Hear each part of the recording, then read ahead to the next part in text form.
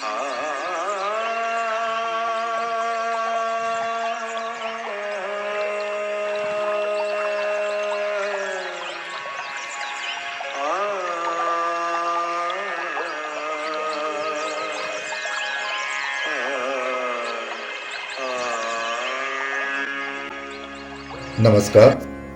सर्वांचं स्वागत. संगीत ते समाधी भाग 8.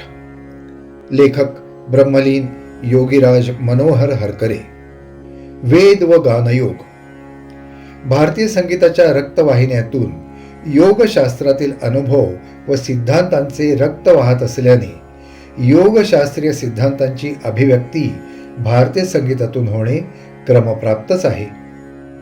भारतीय संगीत एक पूर्ण शास्त्र आहे. आजकालच्या तर्कशास्त्र, समाजशास्त्र, राजकारणशास्त्र इत्यादींसारख्या अनावश्यक परंतु आजच्या समाज धारणेच्या दृष्टीने आवश्यक मानल्या गेलेल्या शुष्क शास्त्रांसारखे ते एक निर्जीव शास्त्र नसून ऐहिक व पारमार्थिक जीवनाच्या सर्व आवश्यकता पूर्ण करणारे एक जिवंत शास्त्र आहे. वेदातही हेच सामर्थ्य आहे. वेद मंत्रमय असून त्यांच्या इष्टी यज्ञाद्वारे प्राप्त होत असतात. भारतीय संगीताच्या इष्टी म्हणजे राग रागिण्या होत. राग रागिण्यांच्या योग्य गायनाने हवे ते प्राप्त होऊ शकते. वेद जसे अपौरुषेय आहेत तद्वत स्वरही अपौरुषेय आहेत. स्वर मानव निर्मित नाहीत, ते रागांप्रमाणे सनातन आहेत व राहतील. वेद पठन व वेद गायन करण्याकरता जशी आचार संपन्न ब्राह्मणांची आवश्यकता आहे तद्वत भारतीय संगीतातून विधायकता उत्पन्न करण्याकरिता संगीत आचार संपन्न योग्यांची आवश्यकता आहे. वेदांच्या पठणाकरता केवळ ब्राह्मण वर्णाच्या अधिकारी पुरुषांचीच आवश्यकता असते. पण गानयोग योग मार्गातील एक साधन मार्ग असल्याने कोणत्याही वर्णाची व्यक्ती गानयोगी बनू शकते. स्त्री पुरुष आदींच्या मर्यादा सुद्धा गानयोगाला नाहीत. वेदांच्या ऋचांना मंत्र प्राधान्य आहे म्हणून त्या मंत्रांद्वारे वर्ण प्रकट होऊ इष्टी साधतात. म्हणून वेदकर्त्यांना द्रष्टे म्हटले आहे.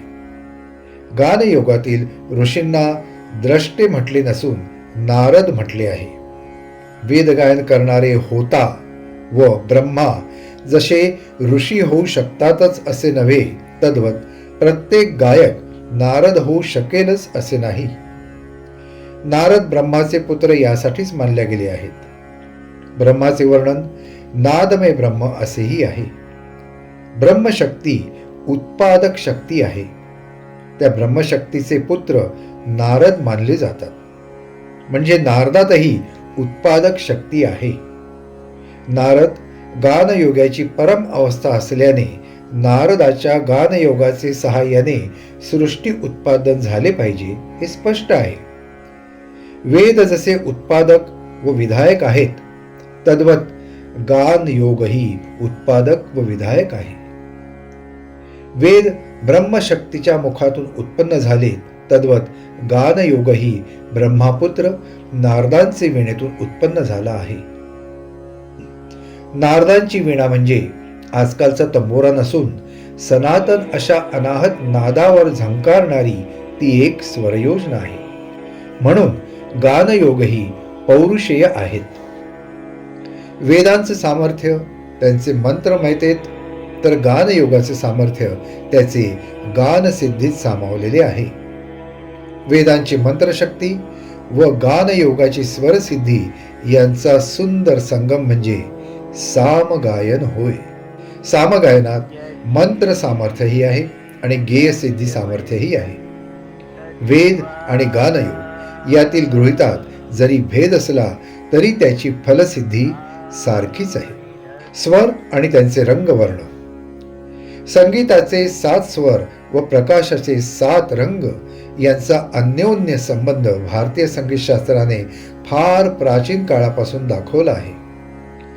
भारतीय संगीत शास्त्राचा एक सिद्धांत आहे की प्रत्येक स्वराला त्याचा एक रंगवर्ण असतो तर प्रत्येक वर्णाला स्वर असतो.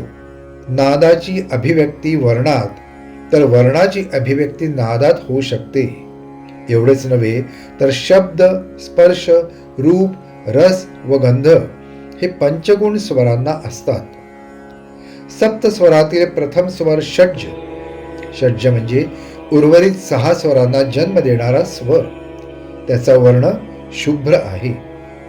शुभ्र म्हणजे सर्व वर्ण परावर्तित व वक्रीभवन करणारे माध्यम.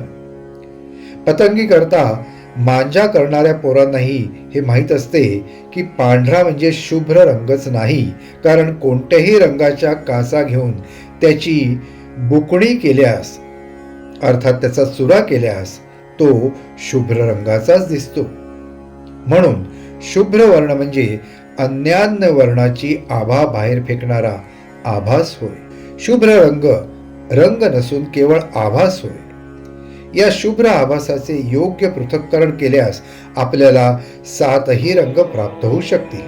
हे जर खरे असेल तर उर्वरित 6 स्वरांना जन्म देणारा षड्ज यातून सप्तरंग व सप्तस्वर प्राप्त झालेच पाहिजेत. होय, तसेच आहे. संगीत शास्त्राची पूर्ण माहिती असणाऱ्यांना हे ज्ञात आहे की षड्ज स्वरांच्या कंपनाच्या अनेक पटी केल्यास उर्वरित 6 स्वरांची कंपने त्यातून प्राप्त होतात व तसा अनुभवही येतो. श्रुती योग्य स्वरात वीणा लावून खर्जाची तार छेडल्यास उर्वरित 6 स्वरांचा नाद ऐकू येतो. नादाप्रमाणेच षड्जाच्या शुभ्र आभेतून उर्वरित सर्व रंग प्राप्त होतात. यामागे वर्णशास्त्राचा सिद्धांत आहे. षड्जाचा रंगवर्ण शुभ्र. दुसरा स्वर ऋषभ, त्याचा रंगवर्ण पिशंग असतो. तिसरा स्वर गांधार, त्याचा वर्ण पीत सुवर्ण. मधल्या मध्यमाचा विद्युत वर्ण, तर 5व्या पंचमाचा धूम्र वर्ण असतो. दैवताचा नील वर्ण तर निषादाचा श्याम वर्ण आहे. प्रत्येक स्वराला तसाच वर्ण का असतो याचेही एक शास्त्र आहे. काचेच्या भिंगातून सूर्यकिरणे धाडल्यास पिशंग वर्ण आतल्या बाजूला तर जांभळा वर्ण पट्टीच्या बाह्यांगाकडे धाव घेतो. दीर्घ कंपन लहरींचे स्वर बाह्यांगाकडे तर लघु कंपन लहरीचे स्वर अंतरंगाकडे वळतात. पिशंग वर्णाचा स्वर षड्जाला लागून तर नील वर्णाचा दैवत षड्जाचे दूर आहे. व्यक्तातून अव्यक्ताकडे धाव घेणारा निषाद भगवान श्रीकृष्णाच्या जांभळ्या वर्णासारखा श्याम वर्णाचा आहे.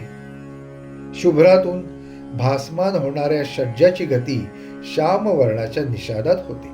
निषादानंतर पुन्हा षड्ज जन्म घेतो.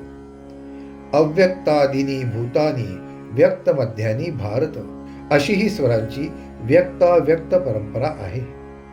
चराचर सृष्टीच्या मूलाकडे म्हणजे अव्यक्त अशा श्यामाकडे धाव घेणाऱ्या निषादात विकृती उत्पन्न झाल्यास चित्ताला विषाद होतो. कंपनलहरी जशा उच्च व दीर्घ होत जातात तसा त्यांचा वर्ण शुभ्र पासून श्यामाकडे क्रमशः होत राहील. म्हणून षड्जाचा शुभ्र तर निषादाचा श्याम वर्ण असतो. मध्यम तेजस वर्णाचा आहे. मध्यम ग्राम देवतांचा ग्राम मानला गेला आहे आणि देवतांसह मध्यम ग्रामाचाही लोप झाला आहे. गंधार ग्राम गंधर्वांचा. गंधर्व ही आपतत्वातील अस्तित्वे असल्याने आपतत्वाचे साधन करणाऱ्यांना गंधर्वांची अनुभूती येते नव्हे, स्वतः साधकच गंधर्व बनत असतो. गंधर्व ग्राम लोप पावल्यासारखा वाटत असला तरी गंधार ग्रामाचे साधन करणाऱ्या गंधर्वांना गंधार ग्रामाचा आजही प्रत्यय येऊ शकतो. आजच्या भागात एवढंच. पुन्हा भेटूया पुढच्या भागात.